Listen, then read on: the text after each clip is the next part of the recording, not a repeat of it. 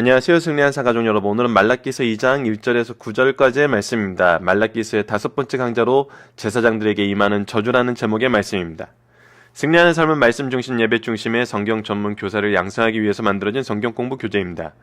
승리하는 삶은 2016년 12월 학개서와 말라기서 말씀을 함께 묵상하고 있습니다. 승리하는 삶은 발행이신 박유일 목사님의 구속사로 조망한 성경 연속 강해집을 통해서 편집이 되어 있습니다.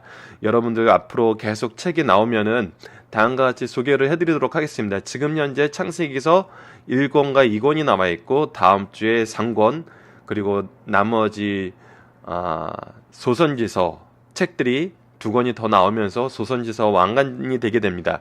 이해를 위해서 지속적인 기도와 관심 부탁드리겠습니다. 자, 저희들이 말라기서 9절을 전체를 보면은 여러분들 이미 여러 번 상고했다시피 하지만 이번에는 좀 차근차근 하나씩 넘어가고 있습니다. 처음에는 하나님의 사랑을 선포합니다. 하나님의 사랑에 대해서 모르는 사람들, 하나님의 사랑하심이 그들보다 먼저 사랑하시고 지금도 사랑하시고 앞으로도 사랑하실 것을 약속하신 그 하나님의 사랑을 그들이 깨닫지 못하고 오히려 거부하면서 하나님이 우리를 어떻게 사랑했냐고 했을 때 하나님께서 이 사랑의 확증을 하나님이 역사하시는 이 구속사를 통해서 분명히 우리에게 선언해 주십니다. 그리고 나서 죄에 대해서 지적을 하시는데 이 죄에 대해서 대상자들은 제사장들이었습니다. 즉 하나님의 말씀을 전하고 하나님의 이 구속의 은혜를 가르치면서 이 사역을 감당해야 하는 자들이었어요. 하지만 이들이 잘못하고 있는 것이 무엇이냐면 이들에게 가장 중요한 것이었던 예배가 무너지고 있었습니다. 예배가 무너지고 이것을 태만히 여기고 이것을 미련한 것으로 여기고 이것을 경륜히 여기면서 자신들이 원하는 것을 하기에 급급해하는 그런 모습으로서의 예배, 이것을 하나님께서 받지 않으신다고 얘기해요. 왜냐하면 이미 이것은 하나님과 함께 할 수 없는 것이고 하나님의 은혜 안에 있는 것이 아니에요. 하나님과 교제하는 것이 아니에요. 그것이 예배가 될 수는 없어요. 그래서 우리가 형식에 치우친 예배, 형식에 치우쳤다는 예배는 이 말 자체도 틀렸다는 거죠. 예배가 아닌 것을 예배라고 하는 그것에서 벗어나야 된다는 거예요. 그것에 대해서 제사장들에게 임하는 저주가 지금 오늘 선포되게 됩니다. 하나님의 백성으로서 예배는 뗄 수 없는 것입니다. 하나님과의 만남이에요. 하나님과의 교제예요. 하나님이 세우신 가장 아름다운 질서의 시작이에요. 근데 이것이 없는 것이 어떻게 우리들이 하나님 나라의 백성이며 하나님의 자녀이며 하나님과 함께하는 삶을 산다고 얘기할 수 있겠어요? 그때 가장 중요한 위치에 있는 사람들이 바로 제사장들이라는 겁니다. 바로 지금 현재 우리라는 거예요. 그 모습이 어때야 되는지 오늘 본문 말씀에서 분명하게 선언해 줍니다. 굉장히 오늘 본문 말씀도 무거운 말씀이에요. 하지만 우리가 성탄절을 맞이하는 이 시기에 반드시 나눠야 하는 말씀입니다. 우리의 모습은 무엇이 되어야 되는가? 하나님께서 예수님을 통해서 예수님이 이 땅에 보내심을 통해서 우리에게 주시려고 하시는 것이 무엇이었나? 그것이 단순히 예수님을 통해서 완성이 되었지만 구약의 성도들도 예배를 통해서 일하는 제사장들의 모습을 통해서 이 맛을 보게 하셨다는 거예요. 예수님이 오신 후에 우리들의 모습은 바로 이 맛을 나누고 가르치는 사람이 되어야 된다는 거예요. 이것이 우리가 신앙 안에서 교회의 리더들의 모습이고 우리의 모습이고 부모의 모습이고 선생의 모습이어야 된다는 것입니다. 이런 관계가 바로 하나님과의 우리와의 관계고 이 관계에서 그렇다면 중요한 것이 무엇인지를 봅시다. 중요한 것이 무엇인지를 보고 깨닫고 하나님과의 관계에서 이 모습을 바르게 회복해 나가야 됩니다. 자, 오늘 본문 말씀을 보도록 하겠습니다. 제사장들에게 임하는 저주입니다. 너희 제사장들아, 이제 너희에게 이같이 명령하노라. 하나님께서는 이것은 분명하게 얘기해요. 왜? 이건 질서이고 진리이고 하나님이 정하신 분명한 선언이기 때문이에요. 이것은 이래도 되고 저래도 되고 이렇게 해석이 가능하고 해석에 따라서 행동이 달라질 수 있는 게 아니에요. 분명하게 명령하는 바가 그렇다면 무엇인지를 알아야 돼요. 무엇인지를. 이 무엇이라는 것을 또 자기가 각자 좋은 대로 해석하시는 경우가 있어요. 하지만 오늘 이 본문에서 얘기하는 걸 보자는 거예요. 자, 망군은 이 본문에서 얘기하는 걸 봤을 때 이건 하나님의 말씀이기 때문에 하나님의 뜻과 일치한다는 거죠. 그 외의 것은 본문을 통해서 우리가 확인하기 전에는 이것에 포커스를 맞춰야 된다는 겁니다. 자, 2절로 계속 넘어가도록 하겠습니다. 만군의 여호와가 이르노라 너희가 만일 듣지 아니하며 하나님의 말씀을 듣지 않고 마음에 두지 아니하여 내 이름을 영화롭게 하지 아니하면, 자, 지금 하나님께서 가장 중요하게 생각하시는 것은 하나님의 이름을 영화롭게 하는 거예요. 우리가 하나님께 영광 돌린다 그러잖아요. 이미 영광 돌린다는 거에 대해서는 우리가 이미 잘 알고 있어요. 소유리문답 1번에서도 우리의 인생의 목표가 하나님께 영광 돌리는 거고 그것과 함께 영원히 즐거워하는 것이라고 얘기했어요. 우리는 하나님께 영광 돌리는 삶을 사는데 잘못된 방법으로 지적을 통해서 하나님의 심판을 통해서 하나님의 공의를 드러내는 식으로 영광 돌리는 게 아니라, 여기서 말하는 영화는 하나님께 영광 돌린다는 것은 바로 하나님의 법을 즐거워함으로 하나님과 동행하면서 하나님께 영광 돌리는 거예요. 즉 하나님의 질서와 하나님의 뜻과 일치된 삶을 사는 거예요.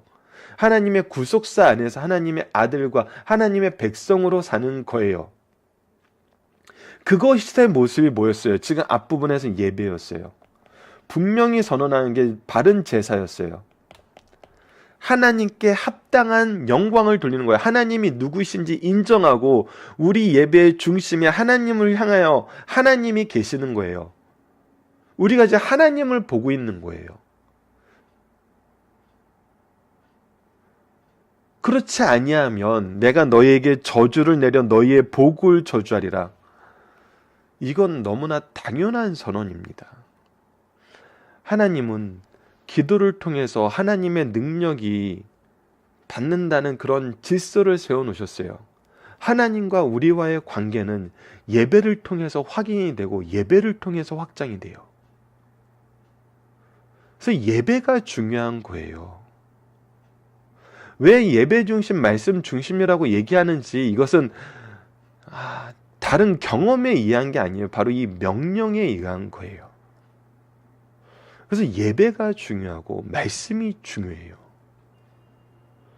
그래서 이것을 통해 복을 받고 이것을 통해 하나님의 백성으로 세상으로 나아가게 돼요. 그것이 6일 동안은 힘써 일하나 안식일은 기억하여 거룩하게 지키라는 하나님께서 세우신 통치의 질서예요. 우리가 이 세상에서 바르게 하나님 나라의 백성으로 사는데 필요한 하나님이 세우신 질서예요. 근데 이 질서 밖에서는 당연히 하나님의 능력과 하나님의 은혜 안에 있을 수가 없어요. 우리가 우리의 일을 할 수가 없어요. 우리에게 맡겨진 일을 할 수가 없어요. 당연히 복을 얻을 수 없고 오히려 저주가 되게 돼요. 그런데 이거에 대한 확실한 증거가, 우리가 저주를 받았다는 확실한 증거가 무엇이라고 선언하는 이 말씀이 우리에게 가장 무서운 말씀이라는 거예요. 내가 이미 저주하였나니 너희들 이미 저주받았어. 무엇을 통해서 이것이 보여져? 이는 너희가 그것을 마음에 두지 아니하였음이니라. 하나님께 영광 돌리는 삶을 우리가 거부한 것 같죠. 우리가 귀찮아서 내버려 둔 것 같죠. 이것을 우리가 잃은 거예요. 이 마음이 이미 하나님의 이 심판에 우리를 얘기하시는 책망의 증거라는 거예요. 우리가 이 마음이 들지 않아요. 아버지가 내 아버지 같지 않아요. 어머니가 내 어머니 같지 않아요. 내 가족이 내 가족 같지가 않아요. 여러분들 혹시 이런 경험, 이런 감정 느껴보신 적이 있나요? 얼마나 외롭고 얼마나 비참하겠어요. 하지만 그것이 오히려 자연스럽고 나 그래도 상관없어 하는 마음을 가졌다는 것은 정말 무서운 것입니다, 여러분. 하나님 없는 삶, 하나님 없는 예배, 이것이 내게 아무렇지도 않아. 이것이 정말 이 저주의 가장 무서운 모습이라는 거예요.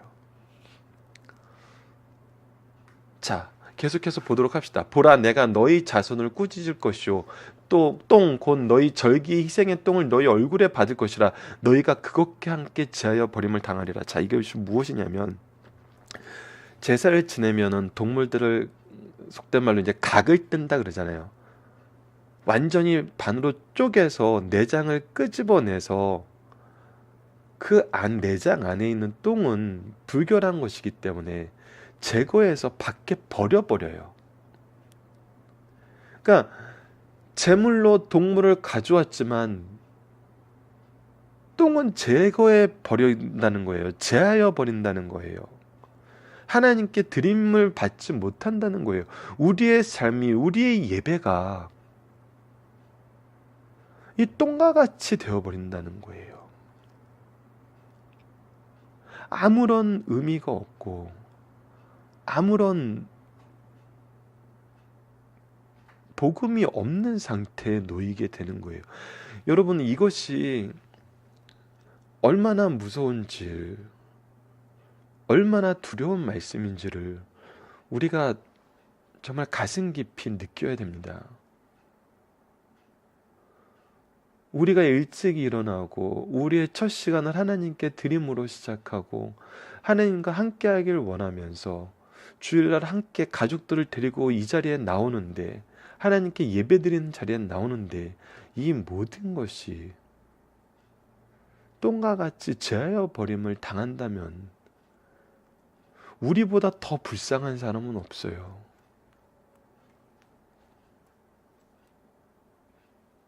우리의 예배가 이렇게 된다는 것은 너무나 슬픈 일입니다. 하나님과 우리의 관계가 이렇게 되어가고 있다는 것은 너무나 두려운 일이에요.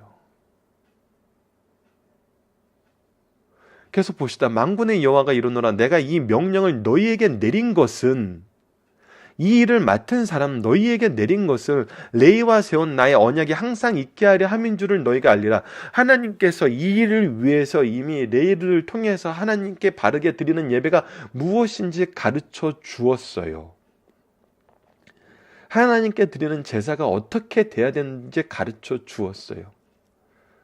이것을 또 오해하시는 분 있으면 안 돼요. 이거 가끔 이게 미국에서 이런 식으로 살았던 사람이 책을 낸 다음에 이거 정말 이상하게 해석을 하는데, 여러분들, 이 제사 제도는 철저하게 예수님을 가르쳐 주는 거예요. 예수님의 구속의 은혜가 있는 예배가 되어야 돼요. 실제로 이렇게 제사 제도를 지금 다 드릴 필요가 없어요. 지금 레위에게 세운 언약의 핵심은 뭐예요? 대속이에요. 그리고 이 안에서 이 대속 신앙을 계승하는 거예요. 이것을 준비하고 실천하는 자로서 레위들이 세워졌어요. 지금 현재 우리의 모습은 뭐예요? 예수 그리스도의 대속을 전하는 거예요. 이 대속 안에서 천국 백성으로 하나님의 자녀로서의 이 모습을 계승케 하는 거예요. 우리의 예배가 지금 무엇을 위해서 이루어졌냐는 거예요. 우리가 지금 하나님 바라보면서 하나님 말씀에 대한 열정을 가지고 나아가고 있냐는 거예요. 이거는 이제 지극히 성도된 입장에서 얘기하지만, 지금 분명히 하나님께서는 누구에게 지금 이 말씀을 전하고 있어요? 제사장들에게 얘기하고 있고, 제사장에 대한 하나님의 말씀을 레위에게 주신 그 언약에 대해서 얘기하고 있어요. 자, 이제부터 중요한 부분입니다. 예배를 준비하는 사람, 영적 리더들의 모습이 다음과 같아야 된다는 것입니다. 이 부분이 바로 성탄의 의미와 연결이 되어 있다는 거예요. 자, 5절을 봅시다. 레위와 세운 나의 언약은 생명과 평강의 언약이라는 거예요. 교회 리더들이 선포하는 대속과 구속사의 내용은 생명을 살리고 평안을 주는 언약이라는 거예요. 그렇다면 나의 존재는 어떤 존재가 돼야 되냐는 거예요. 영혼을 살리고 그들에게 평강을 주는 사람이 되어야 된다는 거예요. 어떻게 그렇게 될 수 있어요? 그것은 예수 그리스도를 전하고 예수 그리스도의 정신으로 우리가 사랑의 수고와 소망의 인내와 믿음의 역사가 있을 때 이것이 이루어져요. 오직 하나님을 바라보며 하나님의 사역에 우리가 확실한 소명을 가지고 있고 하나님의 방법이 무엇인지 알 때 이 일이 이루어져요. 계속해서 봅시다. 내가 이것을 그에게 준 것은 그로 경외하게 하려 함이라. 그렇게 해서 결국은 무엇을 하게 되냐면 우리가 하나님을 경외하게 돼요. 하나님을 경외하게 돼요. 하나님을 의지하게 돼요.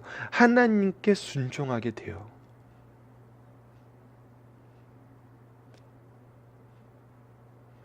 그가 나를 경외하고 내 이름을 두려워했으며, 이 부분에 대해서 가장 앞장서서 하는 사람이 누구냐면 바로 레위들이라는 거예요. 제사장들이라는 거예요.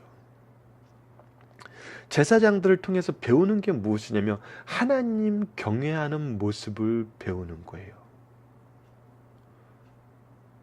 자, 철저하게 봅시다. 교회 지도자가 사람들을 통해서, 하나님이 교회 지도자들을 통해서 그 백성에게 주는 것은 뭐냐면 생명과 평강의 언약이고, 백성들이 배우게 하시는 것은 뭐냐면 하나님을 경외하는 모습이에요. 그 경외하는 모습을 가르칠 때는 어떻게 가르칠 수 있냐면, 자 봅시죠. 6절입니다. 그의 입에는 진리의 법이 있고 하나님의 진리의 법이 선포가 되어 거짓이 없어요. 하나님의 뜻을 전하는 거예요. 제발 이 부분에 대해서 승리하는 삶이 말씀 중심이라고 얘기하는 것은 좀 너무 딱딱할이 많지, 어쩔 때는 정말 하나님의 뜻만 전해요. 왜? 하나님의 뜻을 바로 알아야 그 하나님의 뜻이 우리 삶에 어떻게 역사하는지를 알거든요. 근데 대부분의 경우 하나님의 뜻이 나에게는 이렇게 역사하였어, 그러니까 너희들한테도 이렇게 역사할 줄 믿고 내 말 들어. 근데 거기에 하나님의 뜻이 선포되지가 않아요. 그래서 우리가 승리하는 삶을 통해서 말씀을 이렇게 하나씩 하나씩 차근차근 살펴보는 이유가 뭐냐면, 바로 우리가 이 말씀이 어떤 작용을 하는가를 알기 전에 이 말씀이 무엇인가를 알아야 돼요. 예수님이 무슨 일을 하셨냐를 알기 전에 예수님이 누구신지를 알아야 되는 것과 같아요. 예수님을 그냥 일반적으로 그냥 착한 사람, 정말 놀라운 일을 했던 사람 하면 믿음의 대상이 될 수가 없어요. 삼위일체 하나님이시오. 우리의 구원을 이루기 위해서 영원한, 단번에 드려지는 영원한 제사의 제사장으로 오신, 단번에 영원한 제사로 드려지는 제물과 제사장으로 오신 바로 그 예수님이라는, 우리가 히브리서를 통해서 살펴봤던 그것에 대해서 알아야 되는 거예요. 그래서 진리의 법이 있어야 돼요. 우리들의 입술에는 진리의 법이 있고 불의함이 없어야 돼요. 이 진리의 법을 가지고 나의 불의함을 채우는 일에 사용되어서는 안 돼요. 이 불의함이 있다는 것은 내가 중심이 되었을 때 불의함이 돼요. 하나님을 경외하는 데 사용되는 말씀으로 하나님을 경외하는 데 나아가는 일로 사용될 때는 불의함이 있을 수가 없어요. 하나님의 일에는 불의함이 있을 수가 없어요. 그것은 시작과 과정과 결과에서 불의함이 있을 수가 없어요. 그래서 무엇에 이르냐면 그가 화평과 정직함으로, 화평함과 정직함이에요. 저는 경영학을 공부했던 사람으로서 리더십의 다양한 형태를 얘기하는 사람들을 봤어요. 그리고 실제로 제가 가진 리더십도 그렇게 부드러운 리더십은 아니죠. 속된 말로 카리스마적인 리더십. 뭐 그런 쪽을 더 선호하긴 해요. 그래서 제가 세상을 볼 때도 야, 어떤 리더십이 좋은가라고 봤을 때 참 요즘에 뭐 자주 하는 말로 스티븐 잡스가 없는 애플은 야, 이젠 더 이상 좀 암울하다라는 그런 식으로 어떤 한 인물에 대한 굉장히 역할을 저도 강조하는 편인데 여러분 근데 성경에서 가르쳐 주는 건 그것이 아니더라고요. 정말 민주주의가 하나님의 통치하심을 가장 잘 드러내는 세상 제도 중에 하나라는 걸 요즘에 더욱 더 깊이 느껴요. 그래서 하나님의 통치하심에 철저하게 의지하게 만들면서 하나님의 정신을 가지고 투표하게 만드는 봉건 국가나 왕건 이쪽하고는 완전히 다르더라고요. 더욱더 하나님의 통치하심과 하나님의 통치의 대행자로서의 하나님의 종들의 모습을 너무나도 잘 보여주는 것이 저는 민주주의라고 생각을 하거든요. 이 부분은 사이드적인 거니까 나중에 한번 이런 부분에 대해서는 오프라인 강좌를 통해서 한번 서로 토론을 통해서 나눴으면 좋겠는데 중요한 것은 무엇이냐면요. 우리의 모습이 하나님의 진리의 법을 선포하고 그 진리의 법안으로 인해서 불의함이 없음을 하나님의 일만을 선포하게 되면 무엇을 하는 사람이 되냐면 화평을 주는 사람이 된다는 거예요. 여러분, 하나님이 주시는 화평을 가장 정말 완벽하게 이루신 분이 바로 예수님이에요. 그래서 평강의 왕이라는 이 호칭이 전혀 너무나 완벽하게 잘 맞는 분이 예수님이라는 거예요. 전혀 그거에 대한 이상함이 없어요. 우리에게 주신 부분은 바로 이 화평케함이에요. 여러분 이것이 뒤에 부분에 보면 더 무서운 의미로 다가오게 됩니다. 그리고 정직함이에요. 화평케함과 정직함이 없으면 리더가 될 수 없어요. 어디서는 교회에서는. 세상에서는 리더가 될 수 있어요. 근데 교회는 하나님이 왕이신 곳이고 예수님이 머리 되신 곳이에요.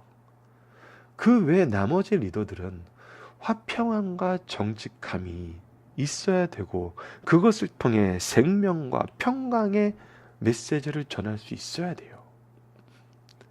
근데 생명과 평강의 메시지를 전하는데 이 화평함과 정직함이 없이는 불가능해 보여요. 저는 불가능해 보여요. 저는 이것이 가능한 예를 본 적이 없어요. 제 좁은 소견일 수 있지만 제 주위에 많은 목사님들이 계시고 많은 리더분들이 있었지만 화평케함과 정직함 없이 생명과 평강의 언약을 바로 전하시는 분은 아직 본 적이 없습니다. 그래서 이런 사람이 무엇을 할 수 있냐면 잘 보세요. 이것도 한 과정이에요. 결국은 하나님께서 무엇 하시길 원하면 우리를 통해서 많은 사람을 돌이켜 죄악에서 떠나게 하시기 원한다는 거예요. 죄악에서 떠난 사람이 뭐라는 거예요? 바로 하나님의 백성이라는 거예요.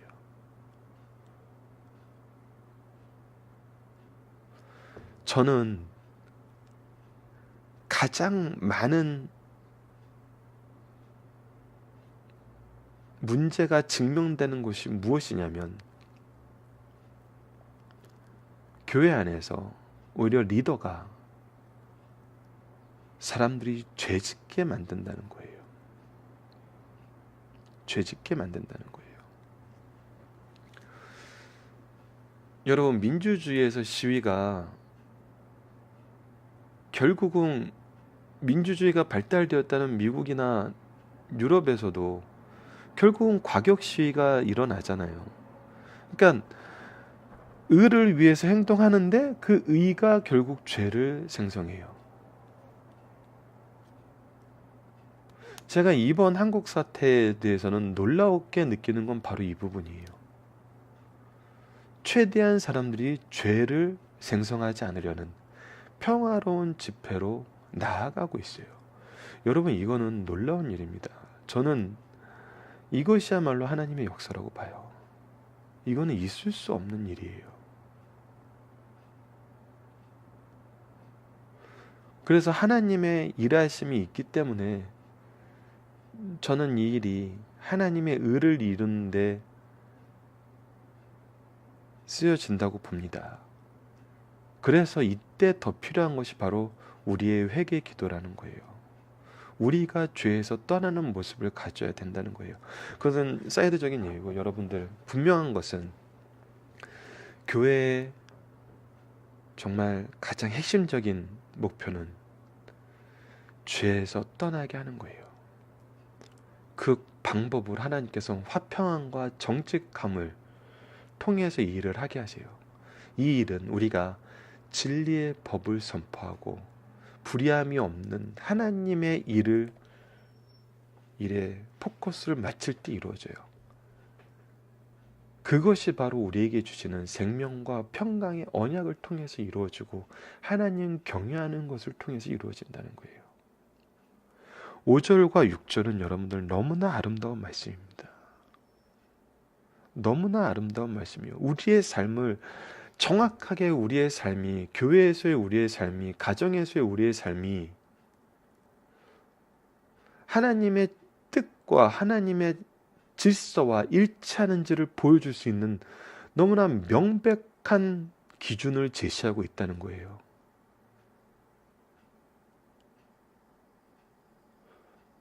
우리에게 화평과 정직함이 없고, 우리가 많은 사람들을 돌이켜 죄악에서 떠나게 하는 게 아니라 오히려 시험에 들게 하고 불만의 입술을 내게 만들면서 악을 행하게 만든다면은 그런 사람은 교회의 리더가 될 수 없죠. 하나님의 뜻을 전하는 사람이 아니겠죠. 자, 그것을 위해 필요한 것이 무엇인지 분명히 선언해 줍니다. 7절을 봅시다. 제사장의 입술은 지식을 지켜야 하겠고. 자, 제사장은 무엇하는 사람이겠냐는 거예요. 사람들의 그의 입에서 율법을 구하게 되어야 할 것이니,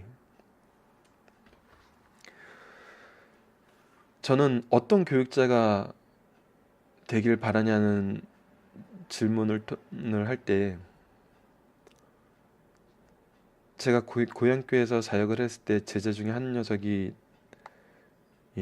써준 카드에 저는 너무 감동을 하고 100% 그렇죠, 저는 그런 사람입니다, 저는 그런 사람이 되길 원합니다 라고 얘기한 게 있어요. 마지막 편지에 그렇게 써줬더라고요. 말씀 열심히 가르쳐 주셔서 감사합니다. 제사장의 입술은 하나님을 아는 지식을 지켜야 됩니다. 그리고 그 입에서 하나님의 법을 알고 싶어하는 그 마음에 대답할 수 있어야 돼요. 그래서 누구에게 영생의 말씀을 배워서 누구에게 가르칠 것인가, 이것이 있어야 돼요. 나에게 제자가 있어야 돼요. 나를 통해서 영적인 부분을 공급받는 사람들이 있어야 돼요. 그래서 교회에서 리더의 모습은 바로 하나님의 말씀을 전하고 가르치는 것에 포커스가 있어야 돼요. 저는 교육자라면 더더욱 그래야 된다고 생각을 해요. 그래서 이것을 할 수 있는 교육자로 양육받고 이것을 할 수 있는 모습으로 교회 전체 시스템이 서포트가 됐을 때 그 교회는 정말 말씀을 계승하고 말씀에 의해서 중심된, 그 지역사회의 중심된 교회가 될 수 있어요. 그것을 이루는데 41년간 증명이 된 게 바로 이 연속 강의 설교였고 승리하는 삶이었습니다, 여러분.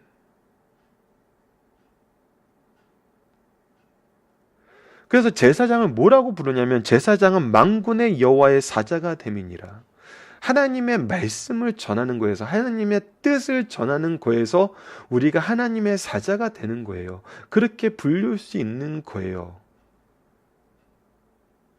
그런데 반대로 5장, 6장, 7장, 5, 6, 7절이 7장이래요. 7절이 바로 하나님이 우리에게 주신 모습이에요. 근데 반대로 봅시다. 너희는 옳은 길을 떠나. 지금 이 내용에 전혀 관심도 없습니다. 전혀 관심도 없어요. 이런 부분에 대해서는 관심도 갖지 않아요. 그런 것이 옳은 길을 떠나는 거예요. 이것을 반대되는 것은 목사님이 자주 쓰시던 표현이에요. 반대되는 것은 적극적인 부인이고 이거 관심이 없는 건 소극적인 부인이에요. 부인이란 뜻 똑같아요. 둘 다 죄예요. 이런 것을 통해서는 하나님께서 우리에게 주시고자 하시는 그 바른 예배의 모습으로 나아갈 수가 없어요. 많은 사람이 율법에 거스르게 하는다. 그래서 오히려 죄를 짓게 만들어요. 목회자의 행동 하나하나가, 교육자의 행동 하나하나가, 부모의 행동 하나하나가 때로는 죄를 짓는데 그 계기가 돼요. 이건 너무나 무서운 말씀입니다, 여러분. 부모로서 자녀에게는 항상 우리가 이것을 주고 있느냐, 제자들에게 항상 이것을 주고 있느냐를 우리가 볼 수 있어야 돼요. 반대로 나를 통해서 누군가가 죄를 짓는 계기가 되지 않는가라는 것은 정말 우리가 가슴 깊이 묵상하고 되돌아봐야 돼요. 혹시 나의 자녀가 하나님을 바로 믿지 못하는데 나에게 원인이 있는 거 아닌가? 나의 제자가 하나님과 동행하지 못하고 바른 예배를 못 드리는데 나에게 원인이 있는 것이 아닌가? 이것은 분명하게 하나님의 언약을 깨트리는 것입니다. 너희가 내 길을 지키지 아니하고 율법을 행할 때 한 사람에게 치우치게 하였으므로, 결국 사람들을 보고 나가는 것은 여러분들 이 사람을 원하면 저 사람이 치우치고 저 사람을 원하면 이 사람이 치우치게 돼 있어요. 하나님이 기준이 안 되면 안 돼요, 여러분. 이상하게 참 이거 너무나 완벽한 방법이거든요, 여러분. 제가 왜 이상하다고 하냐면 경영학을 보면은 잘 되는 거에 치중해야 돼요.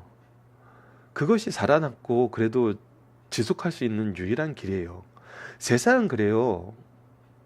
인간적인 방법은 그래요. 근데 하나님의 방법은 아니에요. 하나님은 분명히 아니라고 얘기하고 있어요. 다 내 백성이라고 그러고 내 제자라고 그러고 내 자녀라 그랬어요. 근데 리더가 이 사람은 안 되는 사람, 저 사람은 되는 사람, 리더가 교회 안에서 그걸 나누면 어떻게 하자는 거예요, 지금. 근데 그것이 효과적이라고 생각을 해요. 왜? 하나님을 아는 지식이 아니라 세상에서 얘기하는 경영학적인 방법, 선택의 방법, 포지셔닝의 방법, 수도 없이 배우고 수도 없이 알고 있는 내용입니다. 그러나 이것은 기준이 뭐냐면 나예요. 하나님이 아니에요.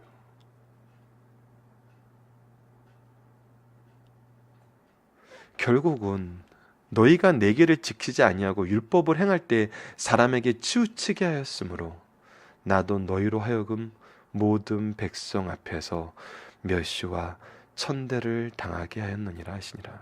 여러분들, 마지막 말씀이 가장 확실하면서도 무서운 말씀입니다. 사람들이 우리를 리더로 더 이상 보지 않아요. 목회자로 인정하지 않아요. 교육자로 인정하지 않아요. 자녀들이 부모로서 인정하지 않아요. 때로는 인정하지 않는 그 사람들이 나쁜 놈일 수도 있죠. 나빠 보일 수도 있어요. 근데 우리가 하나님의 주권적인 통치를 본다면 이 목소리를 누구의 목소리로 들어야 되냐는 거예요. 이 목소리가 들려왔을 때 우리가 무엇 해야 되냐는 거예요. 바로 이것을 가르쳐 주는 거거든요. 이 목소리가 들리면은 우리 회개해야 돼요. 무릎 꿇어야 됩니다. 하나님의 법이 없는 사람들은 당연하게 어떻게 가요? 저놈들이 나쁜 놈이고 저놈이 나쁜 짓 하는 걸 찾고 저놈들이 나쁜 짓 하는 것을 얘기하면서 변명을 하게 돼요. 그건 당연한 거예요. 세상 사람들에서 인지상정이에요. 하지만 여러분들, 내가 세워진 리더라면, 내가 하나님이 세우신 일꾼이라면 이 말씀 들었을 때 어떻게 해야 됩니까? 무릎 꿇고 회개해야 돼요. 여러분, 이제 성탄절이 며칠 안 남았습니다. 이 남은 기간만이라도 생명과 평강의 언약을 통해서 화평함과 정직함으로 나아가 사람들이 돌이켜 예수 그리스도의 이 사랑을, 예수 그리스도의 구속을 향하여 나올 수 있는 그런 리더와 부모가 됩시다. 여러분, 본문 묵상하기는 각자가 이제 충분히 확인할 수 있으실 것입니다. 오늘 말씀이 굉장히 길게 설명이 되었기 때문에 본문 묵상하기 여러분들 각자 확인해 주시고요. 중심 사상을 보도록 하겠습니다. 지도자, 제사장과 범죄하면 그 죄의 해 영향이 백성에게 미쳐 모두를 함께 망하게 만든다는 겁니다. 예, 나의 잘못이 사람들에게 죄를 짓는 계기가 될 수 있어요. 저는 이 부분에 대해서 가인의 예를 계속 예를 들게 돼요. 하나님이 가인이 나를 보는 자가 이제 나를 죽일 것입니다. 동생 죽인 자로 알기 때문에 그때 하나님께서 너를 아무도 죽이지 못하리라. 너에게 해를 끼치는 자는 내가 7배나 더 벌을 내리겠노라 할 때 이것이 과연 가인만 생각하시는 법이었겠냐는 거예요. 아니라는 거예요. 가인에게 징계를 가하는 그 자가 가인과 똑같이 살인의 죄를 범해서는 안 된다는 거예요. 하나님의 정신은 항상 우리가 죄악에 더 빠지지 않게 하시는 것이 있어요. 그래서 우리에게 변호사가 되라 그러고 제사장이 되라 그러지 재판관이 되라 그러지 않아요. 자, 당시 제사장들의 불신앙과 불순종의 죄를 지적하였다. 제사장들은 하나님의 말씀에 순종함으로 하나님의 이름을 영화롭게 해야 한다. 그러나 그들은 하나님의 율법을 지키지 않고 자기 고집대로 살았다. 그 결과 제사장들에게 주셨던 축복을 거두시겠다고 선언하신다. 이처럼 하나님의 영광을 위해서 살지 못하면 이미 받은 혜택도 상실되게 되고 책망과 저주를 받게 된다는 사실을 가르쳐 주시는 말씀입니다. 두 번째입니다. 당시 제사장들은 백성보다 먼저 하나님께 주신 생명과 평강의 언약을 파괴하였어요. 그 결과 심판이 반드시 따르게 된다는 겁니다. 하나님께서 이스라엘 백성과 세우신 언약은 생명과 평강이었어요. 언약을 소유한 자는 하나님을 경외하고 율법을 바로 간직하고 입술에 불의가 없으며 화평 중에 하나님과 동행하고 사람들을 죄악에서 떠나도록 인도해야 합니다. 그러나 제사장들이 먼저 언약을 떠나 방황하자 하나님께서 징계를 주셔 다시 하나님의 사랑을 깨닫고 돌아오도록 권면하는 말씀이에요. 여러분들 오늘 징계의 모습 잘 보세요. 첫 번째, 우리가 하나님의 예배를 중요하게 생각하지 않게 됐어요. 이거는 징계예요. 두 번째, 우리가 모욕을 당하고 우리가 하나님 사람들 앞에 경외의 영향을 받게 돼요. 이때 분노하지 맙시다. 우리 분노하지 마세요. 기독교인들을 욕하는 여러 가지 사회적인 게 있을 때 여러분들 우리의 반응은 하나님이 우리에게 깨닫게 하시려고 나의 죄를 지적하고 계시는구나고 해야 돼요. 이 예는 또 어디서 보입니까? 요셉의 형들이 요셉 앞에 무릎 꿇었을 때 얘기하잖아요. 이 일에 대해서는 우리가 무지하나 하나님께서 우리의 숨은 죄를 들추셨나이다. 세상이 우리를 욕할 때, 우리 제자들이 우리를 믿지 못할 때, 우리 자녀들이 우리에게 이런 부분에 대항을 할 때 여러분들 그때는 우리가 무릎 꿇어야 되는 때임을 더 진지하게 받아들이고 생각해 주시기 바랍니다. 그러나 세 번째입니다. 제사장의 중요 임무는 율법 말씀을 올바르게 가르쳐 백성들이 정도에서 떠나지 않게 하는 것입니다. 이것이 우리의 사명이에요. 우리에게 제자가 있어야 돼요. 우리 자녀가 제자가 돼야 되고 우리 제자가 말씀의 제자가 돼야 돼요. 우리는 하나님 말씀을 전하는 사람이에요. 제사장은 하나님의 말씀을 가르치는 자이다. 그러나 그들은 율법을 버리고 파괴하였으며 왜곡되게 가르쳐 백성들로 율법을 떠나게 하였어요. 왜곡되게 가르치는 가장 위험한 방법이 하나님의 말씀의 본뜻을 가르치는 걸 건너뛰고 나의 해석과 나의 경험과 나의 의도를 얘기는 하는 거예요. 여러분, 이것은 왜 민주주의 사회가 참 많은 것을 가르쳐 주냐면, 여러분들 요즘에 뉴스를 보면 굉장히 치열합니다. 우리로 하여금 꼼꼼히 알게 만들어줘요. 여러분은 우리에게 성경이 있고 우리에게 정말 믿음의 명문가가 있다는 것은 무엇이냐면,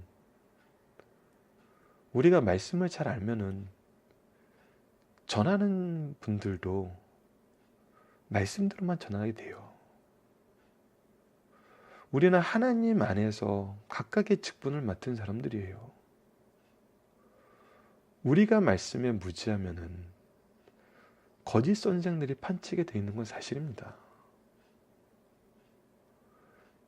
이 부분은 우리가 현대 사회의 모습, 지금 현재 한국 사회의 모습을 보면서 우리가 이 부분도 눈여겨봐야 될 부분이라고 봐요. 우리가 말씀에 바로 서서 바르게 말씀 선포할 수 있도록, 말씀이 항상 그러한가 하여 말씀을 통해서 확인할 수 있어야 됩니다. 특별히 율법을 마음대로 해석하고 이용하면 율법의 절대성은 파괴되고 만다. 우리가 이것을 하지 못하도록 막을 수 있어야 돼요. 제가 얘기를 하면서 항상 참 미안하네요. 어쩔 때는 말씀을 가르치는 사람 입장, 어쩔 때는 말씀을 듣는 사람 입장. 저도 여전히 배우고, 저도 여전히 아래에 있는 사람이어서 전하기도 하면서 배우기도 하니까 이 말씀을 여러분들에게 계속 입장을 바꿔가면서 얘기하게 되는데, 승리한 삶은 말씀 성경 전문 교사를 양육하기 위해서 만들어진 교재예요. 여러분들이 이것을 둘 다 보셔야 돼요. 둘 다 보셔야 돼요. 이것을 둘 다 보면서 양쪽의 책임감을 느끼셔야 됩니다. 이와 같이 율법을 편파적으로 변경시키는 행위는 하나님을 멸시하는 것으로 엄청난 저주를 가져오는 불법적인 행위임을 가르쳐 주신 말씀입니다. 우리 교회가, 우리 가정이, 우리가 소속된 사회가 이런 저주의 대상이 되는 것을 막는 길은 바로 우리예요. 나예요. 이것을 우리가 계속 기억하면서 이 소명감을 가지고 세상을 살아나갔으면 합니다. 살펴보기 정답은 여러분 카페를 통해서 확인해 주시고요. 적용합니다. 현대의 제사장은 누구인가요? 누가 이 임무를 맡고 있나요? 이 직분을 어떻게 실천해야 되나요? 계속 얘기했지만 이거 우리입니다. 나입니다. 이 직분을 아까 얘기했던 5, 6, 7절의 말씀으로 우리가 실천할 줄 알아야 돼요. 여러분, 오늘 본문 말씀 다시 한번 묵상하시면서 우리의 삶이 이 말씀에 비추어 점검되길 기도합니다. 말씀을 기초로 기도하기를 통해서 마치겠습니다. 하나님, 우리를 왕같은 제사장으로 세우시고 하나님의 복음을 선포하게 하시고 중보의 기도를 드리는 제사장의 직분을 수행하게 하심을 감사합니다. 우리가 스스로 재판관이 되어 하나님의 진리를 거스르지 않게 하여 주시고 오직 말씀과 기도로 하나님의 법을 온유함 속에서 선포하게 하여 주소서. 오직 성령의 일하심을 의지하게 하여 주시고 성령의 말씀하게 하심을 따르게 하여 주소서. 그래야 우리의 가정과 교회가 하나님 앞에 바르게 나아가게 하여 주소서. 예수님 이름으로 기도드립니다. 아멘.